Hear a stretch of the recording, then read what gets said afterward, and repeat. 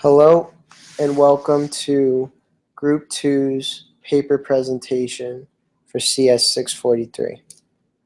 My name is Anthony Costa and my partner's name is Lukman Oluwu, and we are presenting the paper Inside the Social Networks Network, which takes a look at Facebook's data center network configuration. This is by Arjun Roy, Hungui Zen, Jasmeet Baga, George Porter, and Alex C. Snorin. As I said before, this looks at Facebook's data centers. And within those data centers, there have been 4 challenges that need to be resolved. The first challenge is scale. Since Facebook is over 1 billion users, the need to ensure the path to the data is as unobstructed as possible. Ensuring in-data center traffic is sufficient can reduce or eliminate inter-data center traffic and thereby providing a better user experience. The second challenge is bursty traffic. Bursty traffic, in its simplest form, is inconsistent where some patterns of data traffic are high and some patterns are low. The engineering problem for Facebook is to be ready to load balance during periods of high user demand without inadvertently creating hotspots or bottlenecks. It can happen at any time, and the amount of traffic is unknown until it occurs. The next challenge is that Facebook offers many different services, including Facebook Chat, games, Facebook Live, where one is able to live stream their actions, and anyone who is friends with them can watch and comment. And of course, a search function that enables users to find and connect with friends, interests, or groups to join. These services have different data requirements. For example, search queries are often short requests with medium-sized results, whereas Facebook Live requires constant data traffic because it is a streaming service. The final challenge is pattern analysis. Because of the large number of unique services and types of users on the largest social network application in the world, it is imperative to discover patterns of application usage and service utilization. For example, some people use Facebook strictly to upload pictures so their friends and family can stay in touch, while other people are on Facebook almost every day and document their routines and thoughts on current events. These 2 types of people create 2 different traffic patterns. The occasional user who is uploading photos is unpredictable and may cause a lot of traffic in a short amount of time. The frequent user has a very predictable and consistent traffic pattern. The network design has to account for both of these behaviors. Sorry about this, I didn't know this was here. Oh, what happened? There we go. The current data center design for Facebook includes rack-specific services.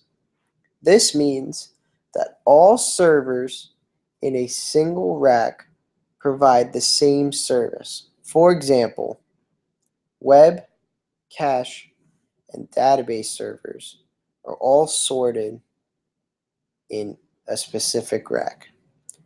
Additionally, Facebook does not utilize any virtualization. All servers that provide a specific service are physical servers. The next architecture item is top of rack switches, or RSW, as seen in the image here on the slide. This means that all servers in a rack are connected to the RSW, and in order to communicate to other services, they need to communicate to the cluster switches, or CSW, which is right above the RSW in the image. The CSWs provide communication between racks and, if necessary, between data centers by communicating through the fat cats, or FCs. FCs are on the top layer of this image and make up the backbone of a specific data center. And without them, services would not be able to communicate to other data centers or even to users. The authors of this paper discovered that there is very little traffic that occurs within a rack, as noted by the light blue lines on the bottom of the graph on this slide. This is understandable because all servers in a rack are providing the same service. Thereby, server-to-server communication within a rack is virtually zero. This is highly inefficient as it creates high between-rack communications. The authors then observed high inter-rack traffic, as noted by the dark blue lines in the graph. This communication is by design because each rack is providing one service, and for any other service needed to satisfy the user's request, a query needs to be made to another rack.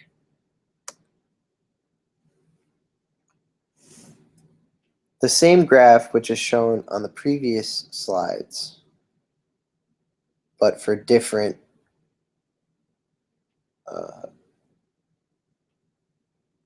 communications, indicates moderate inter-data center traffic.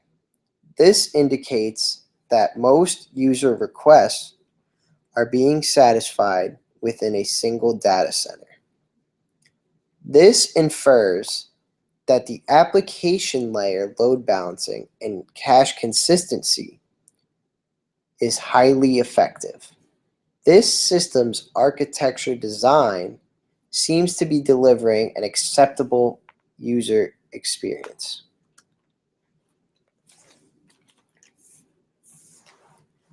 As we move past the author's discoveries and observations, we turn our attention to our proposed architecture enhancements.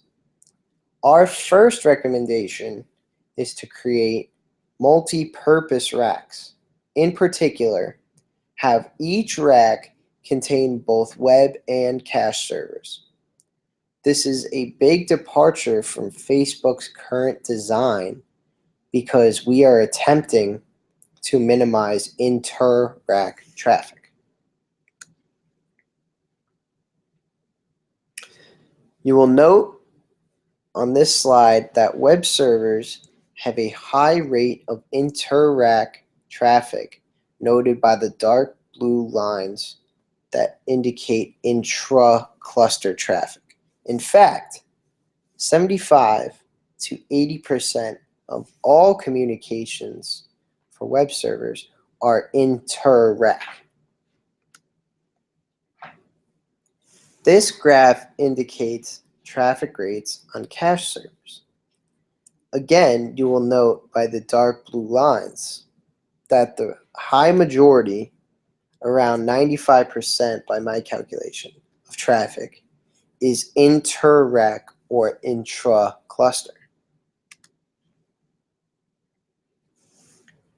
To validate the traffic observations noted on the previous two slides, this chart is a breakout of traffic percentages among types of servers/racks. You will note on the web server row, the first row in this chart, that 63.1% of its traffic goes to cache servers.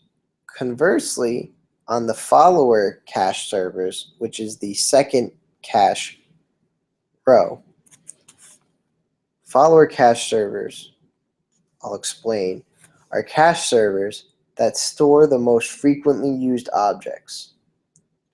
Well, those servers have 88.7% of its traffic go to web servers.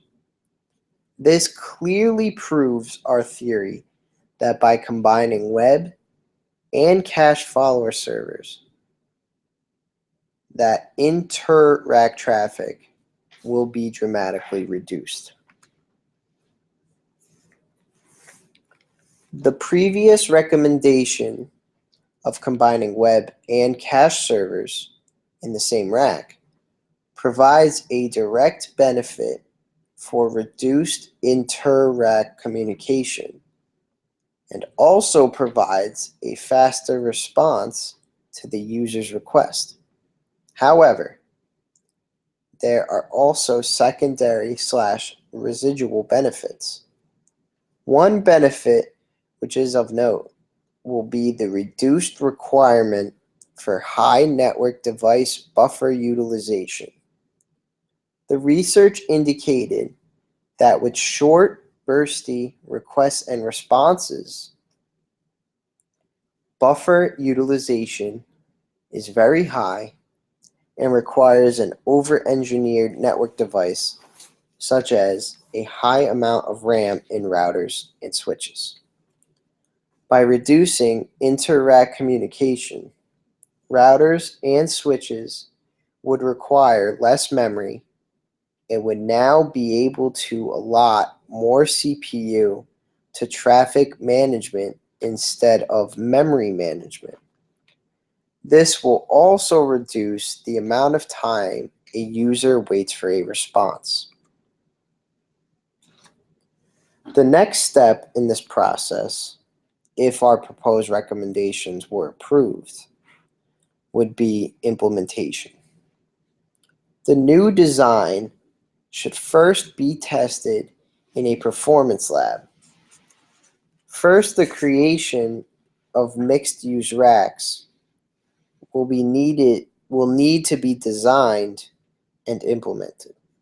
Mixed-use racks are our term for a rack that has both web and cache servers on them.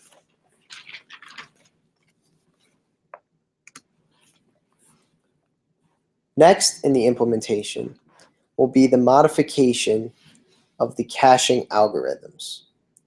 In the current design, there is only one copy of an object per cache cluster. A cache cluster is currently made up of many cache servers which may span multiple racks. Because our design indicates that cache servers are only to service web servers within the same rack, the caching application requires modification to account for this new design.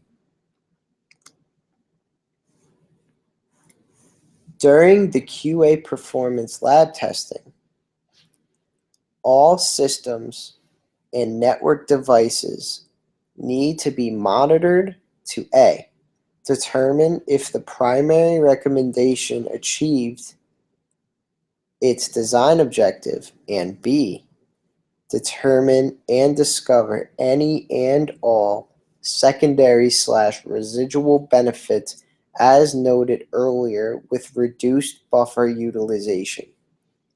If the primary objective is reached and there are no negative effects, this design can move forward. Some items of note. The authors did a good job of raising awareness about traffic patterns and current network design with sufficient backup data. The authors, however, did not present any particular solution. They provided a fair amount of data to support the current network condition, but failed to add any input to increase efficiency or capacity.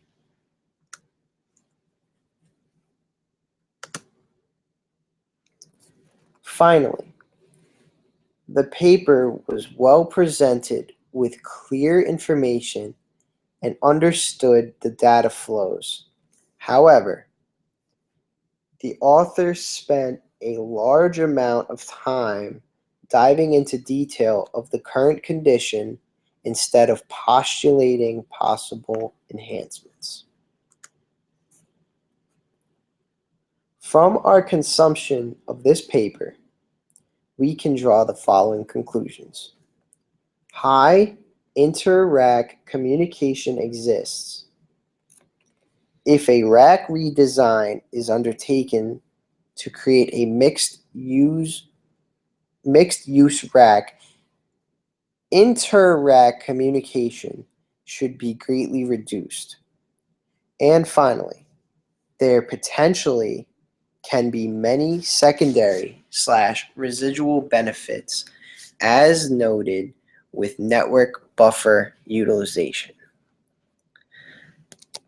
I would like to thank anybody who is listening to this presentation, and if you have any questions, please feel free to ask myself, Anthony Costa, or my presentation partner, Lukman Oluwu. Thank you, and have a good day.